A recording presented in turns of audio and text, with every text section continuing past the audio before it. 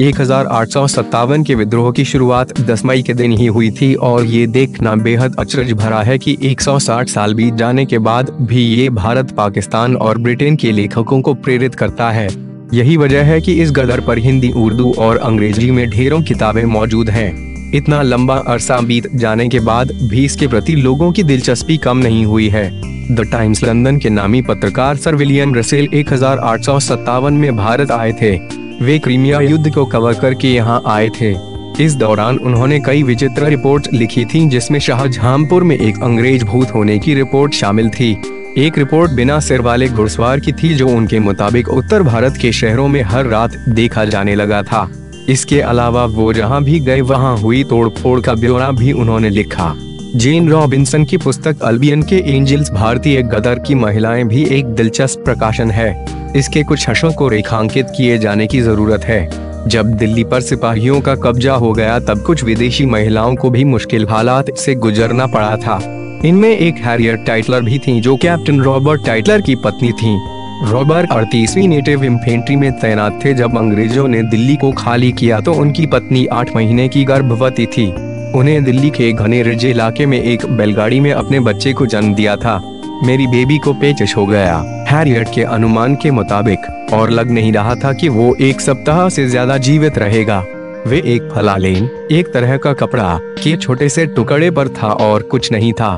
लोरी की जगह चेतावनी की आवाजें, गोलियों की आवाज थी।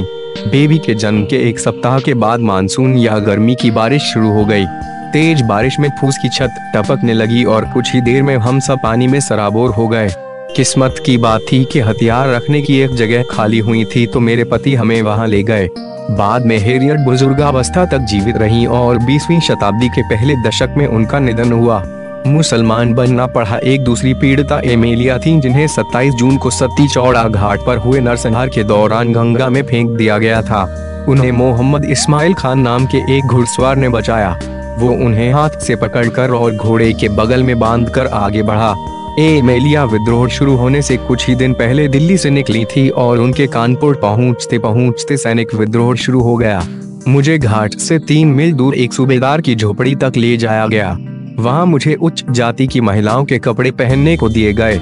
सूरज की रोशनी में मेरा चेहरा मुरझाने लगा था। ऐसे में बंदी बनाने वाले के लिए मुझे एक स्थान से दूसरे स्थान तक ले जाना आसान हो गया था। एमेलिया एक बड़े से टेंट में कई दिन रही, फिर उन्हें सिपाही इलाहाबाद ले गए। वो वहां से दिल्ली निकलने वाले थे, लेकिन अंग्रेजों की चुनौती को देखते हुए उन्होंने फर्रुखाबाद का रास्ता चुन लिया और उन्हें कहा गया कि तुम्हें मार्च देंगे। एमेलिया के मुताबिक मौलवियों ने उन्हें धर्म बदलने की सलाह दी। उन्होंने कहा कि अगर तुम हमारा धर्म अपना लेती हो तो तुम्हारी रक्षा करेंगे।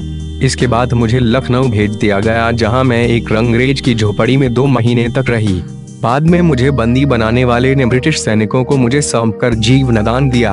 भयानक कत्लेआम 2 जून 1857 को जब सिपाही सीतापुर की ओर बढ़े, तब मैडलिन जैक्सन अपने भाई और दूसरे अंग्रेज परिवारों के साथ जंगल में छिपने चली गईं। मैडलिन तो 5 महीने बाद जीवित बच गई, लेकिन उनके भाई की हत्या हो गई। मैडलिन उस वक्त के लखनऊ के एक्टिंग चीफ कमिश्नर की भतीजी थी। ब्रिटिश सैनिकों ने बाद में बर्बरता से इसका बदला लिया। रिचर्ड बार्टर याद करते हैं, ये भयानक था। हमारे घुड़सवार सैनिकों और तोपों ने दुश्मन को कुचल कर रख दिया। उनके शव गल गए थे और बदबू काफी भयानक थी। जहां विद्रोही सैनिकों के बर्बर बर्ताव की खासी चर्चा हुई, वहीं विद्रोह को दबाने के लिए अंग्रेजों ने भी काफी जुल्म किए। हजारों लोगों की हत्या हुई, सैकड़ों महिलाएं मारी गईं। इनमें बहादुर शाह के हरम की महिलाएं शामिल हैं।